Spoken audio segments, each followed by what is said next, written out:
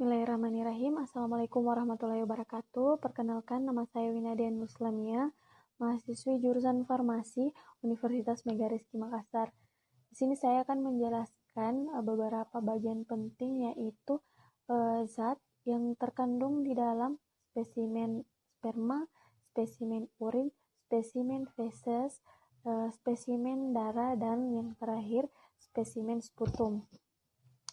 Nah, di sini pertama saya akan menjelaskan mengenai spesimen sperma.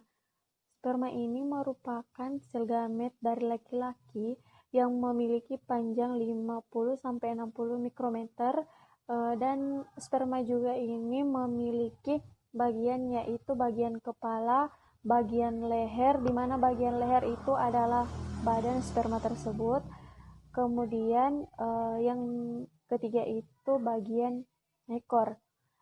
Nah, sperma ini memiliki panjang sekitar 5-6 mikrometer dengan lebar 2,5 sampai 3,5 mikrometer dengan rasio panjang dan lebar itu 500 sampai 750 mikrometer.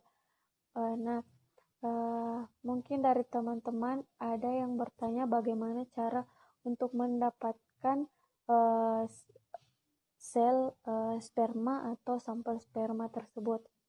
Salah satu caranya yaitu dengan melakukan masturbasi.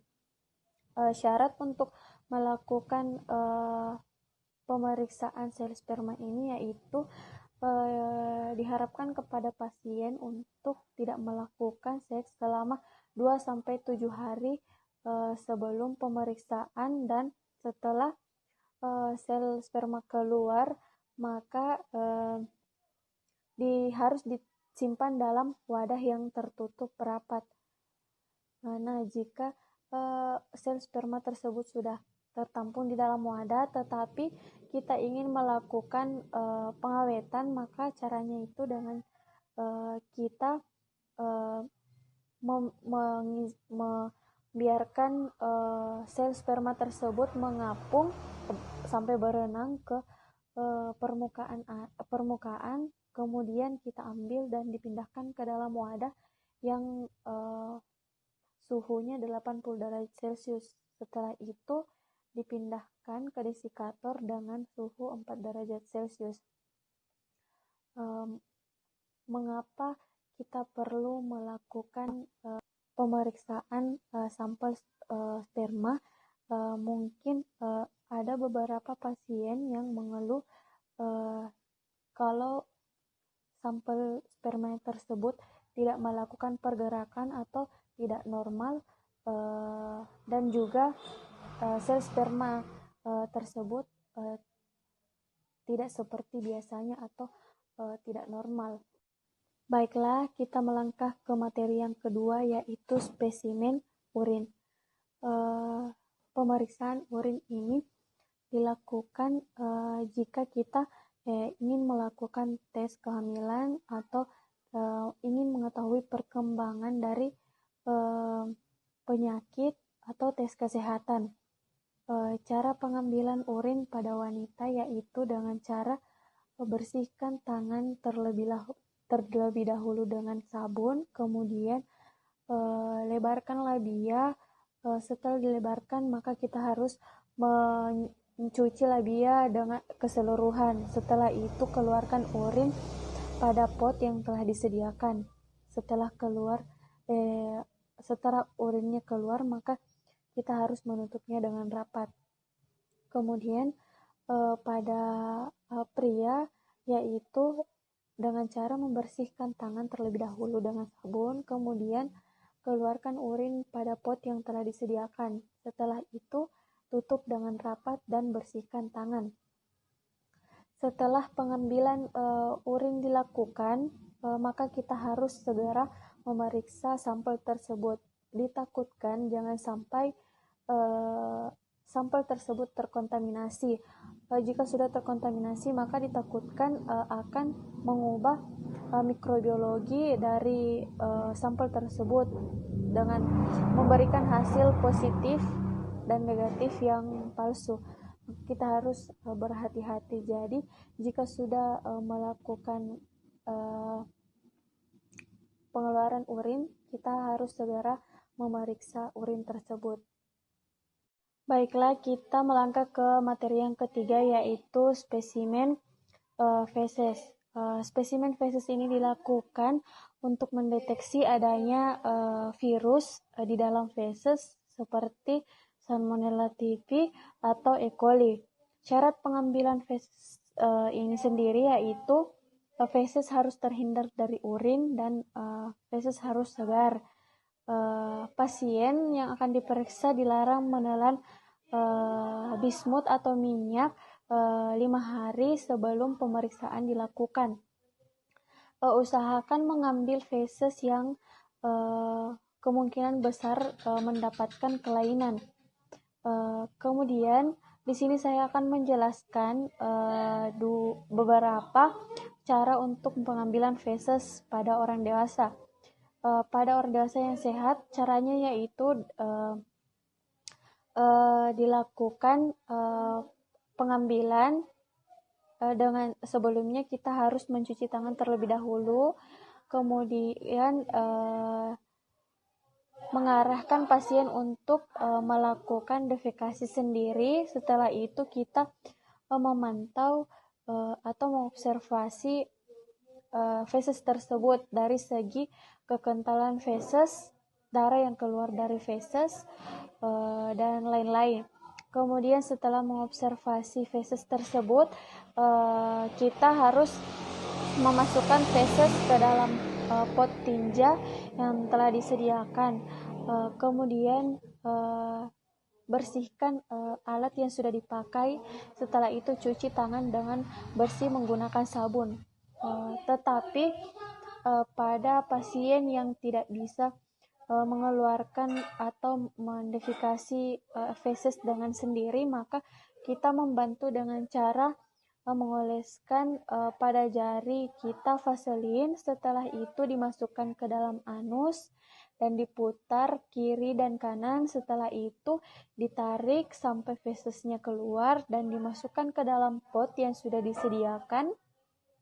Kemudian dibersihkan alat yang sudah dipakai dan cuci tangan dengan bersih memakai sabun.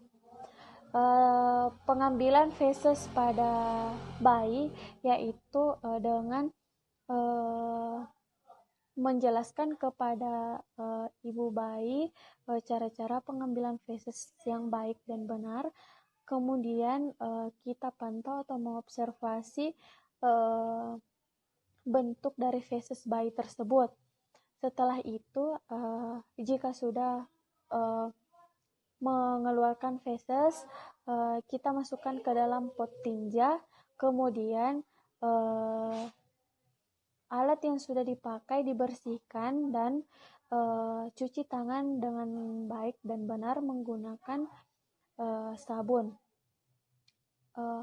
Mengapa kita lakukan pemeriksaan feses? Karena ada beberapa pasien yang mengeluh mungkin ada cacing dalam feses, atau ingin mengetahui virus yang ada di dalam feses, atau ingin memeriksa terkait dengan penyakit kanker usus. Kemudian kita masuk pada materi yang keempat, yaitu spesimen darah. Pengambilan spesimen darah ini dapat dilakukan dengan dua cara, yaitu pengambilan darah dari kapiler dan pengambilan darah dari vena. Pengambilan darah dari kapiler pada orang dewasa dilakukan pada ujung jari. Kemudian pada bayi dilakukan pada tumit kaki dan ujung ibu jari kaki. Cara pengambilannya yaitu memegang bagian yang akan ditusuk, kemudian ditusuk dengan tegak lurus. Setelah ditusuk, kita tempelkan kapas steril pada bekas tusukan tersebut. Kemudian yang kedua, pengambilan darah pada vena. Pengambilan darah vena pada orang dewasa yaitu bisa melalui fosa cavity, tetapi pada bayi bisa dilakukan lewat sinus sagittalis superior. Caranya yaitu kita ikatkan karet pada lengan, kemudian dikepalkan tangan. Setelah itu tusukkan menggunakan spoit. Setelah itu ambil darah sesuai kebutuhan. Kemudian setelah darah tertampung, tutup ujung spoit atau jarum spoit dengan penutup spoit. Setelah itu tempelkan kapas pada bagian bekas tusukan tersebut. Kenapa kita harus memeriksa darah? Ada beberapa pasien yang ingin memeriksa darah kolesterol dan masih banyak lagi. Kemudian kita melangkah ke materi yang terakhir, yaitu spesimen sputum. Mungkin ada yang bingung dengan kata sputum. Sputum itu bisa dikenal juga dengan nama dahak. Pengambilan sputum ini dilakukan dengan cara kita masuk di ruangan yang tertutup, jauh dari jangkauan orang banyak, dengan posisi berdiri, badan condong ke depan. Tetapi setelah melakukan pengeluaran dahak, kita perlu melakukan kumur sebelum melakukan pengeluaran dahak. Ada 3 waktu pengambilan sputum tersebut, yaitu